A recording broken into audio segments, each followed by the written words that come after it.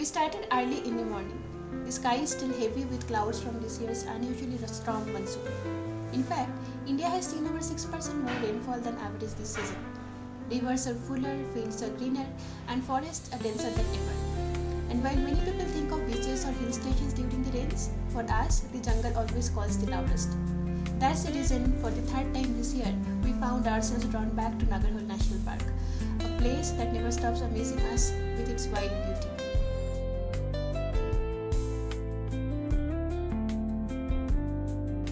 Our trip started on the Mysore Expressway, gliding smoothly towards Mysore.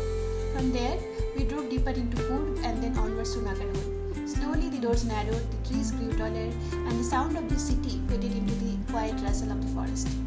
We entered through Virona Hosahalli Gate, one of the main entrances to the park.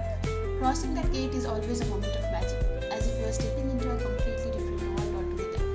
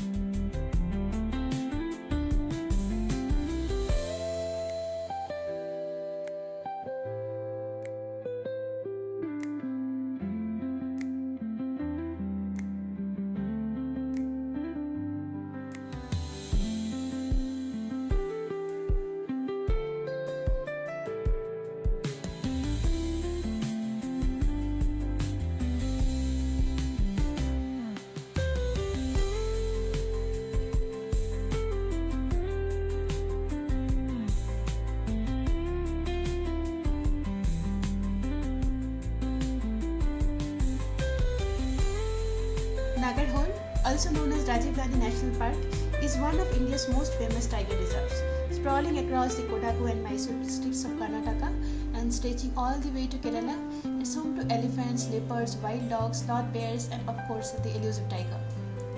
But the beauty of NagarHole isn't just the big cats, it's in the everyday rhythm of the forest. The way sunlight filters through tall teak and sandalwood trees, the sudden alarm of a langur, or the splash of a peacock crossing the road.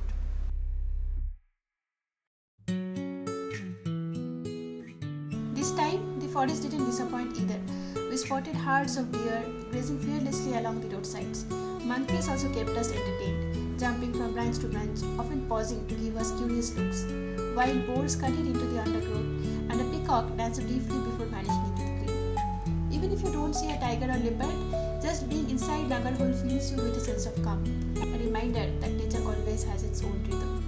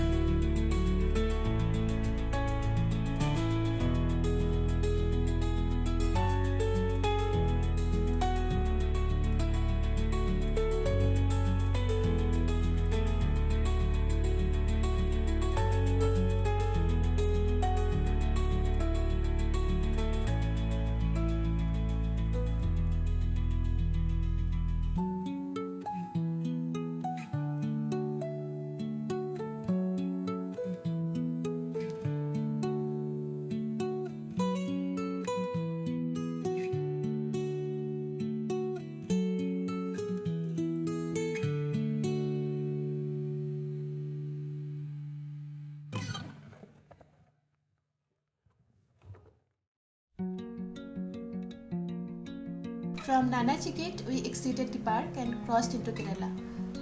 The road led us through Kutta and into the Wayanad district, where our homestay awaited us. And this wasn't just any day, it was the day of Onam. At the homestay, we were welcomed with warmth and treated to a traditional Onam Sadhya, a festive meal served on a banana leaf with countless delicious dishes. Eating that meal surrounded by nature and tradition felt like the perfect way to end the day.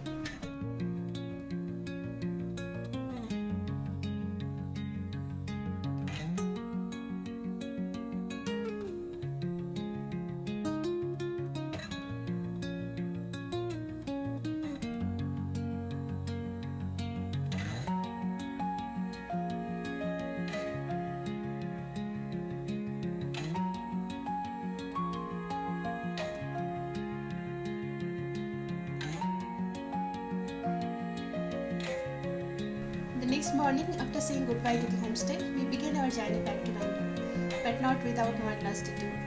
On our way, we planned to visit the Namdodi Monastery in Kushinagar, also known as the Golden Triplet. The monastery area, with its golden statues and colorful murals, radiated peace.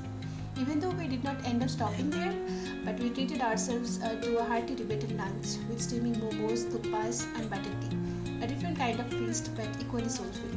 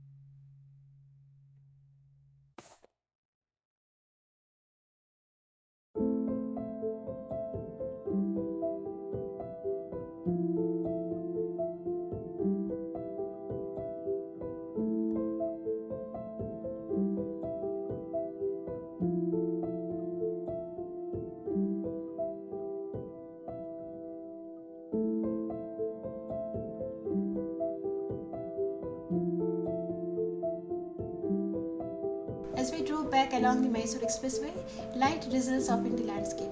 The road shimmered, the fields glowed green, and the sky felt infinite. The trip was more than just a road journey. It was about discovering the wild, celebrating culture, and cherishing the little moments. From deer in the jungle to a festive meal, from Tibetan flavors to raindrops on the windshield. And as always, NagarHole reminded us why we keep coming back. Because it keeps calling us back again and again.